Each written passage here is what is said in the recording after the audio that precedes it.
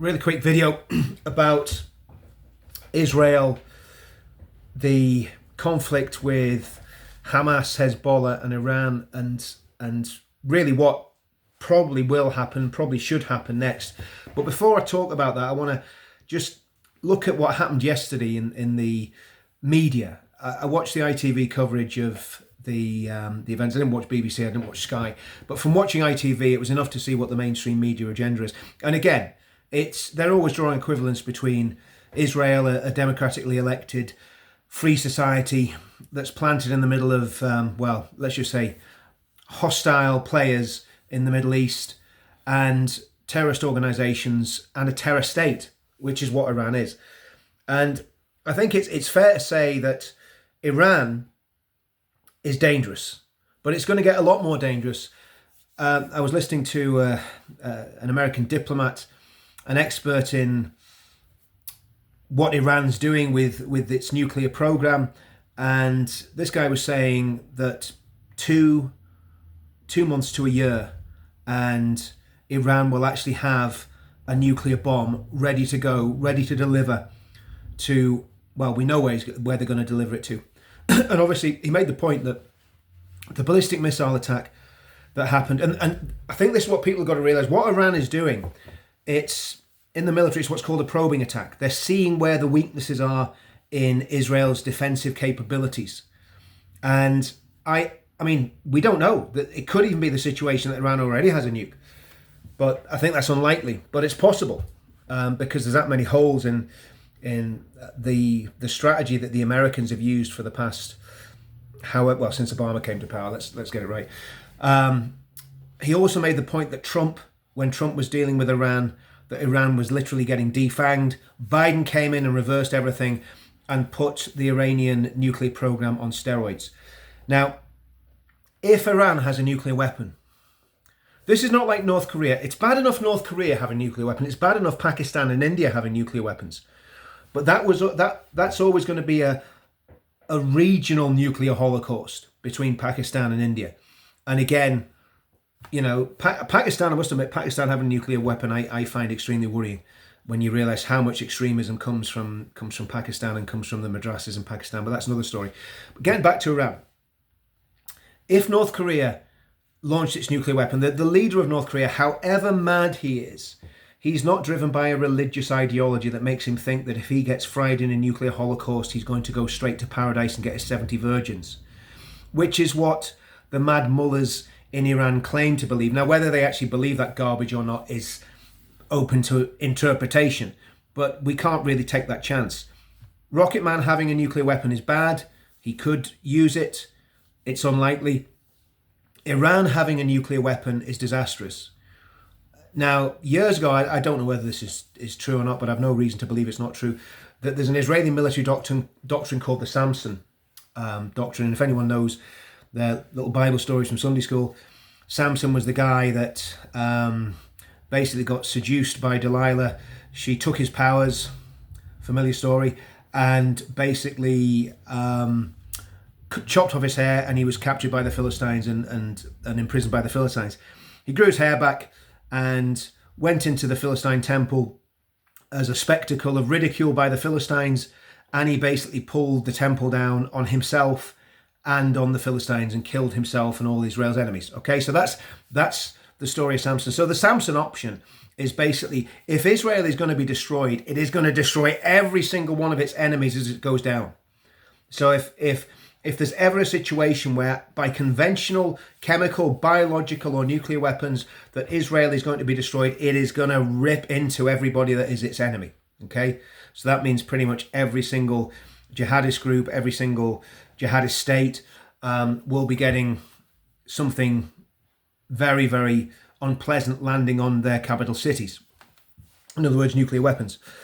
However, the problem that we got is, you've got a raving mad Ayatollah who is in his late 80s. I think he's 89. So he's probably got a bit of dementia as well. And if he had a nuclear weapon and he was feeling threatened, there's no doubt he would use it. They launched, I think it was 180 ballistic missiles at Israel last Tuesday. It was a miracle. It was a miracle that none of them fell on a built-up area and did substantial damage. We don't know what damage was really done. There was all sorts of rumours the day after that they'd taken out some, I think, F-35s and other military infrastructure. Again, it doesn't seem like that's happened, but nobody really knows.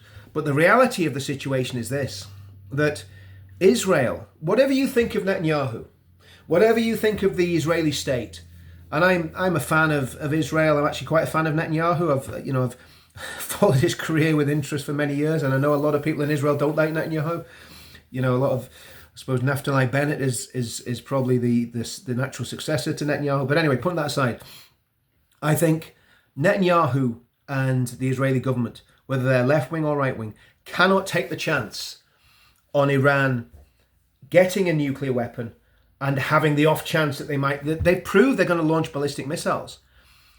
All that Israel can do now, and I hope to God, and I mean that reverently, I'm not saying that, taking the Lord's name in vain. I literally do hope to God that that Israel has the courage to decapitate the Iranian regime militarily.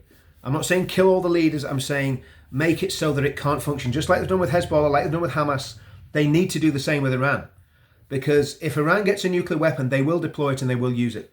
And there's also talk of Iran signing a bilateral treaty, or not a bilateral treaty, a military pact with Russia, with North Korea, and with China.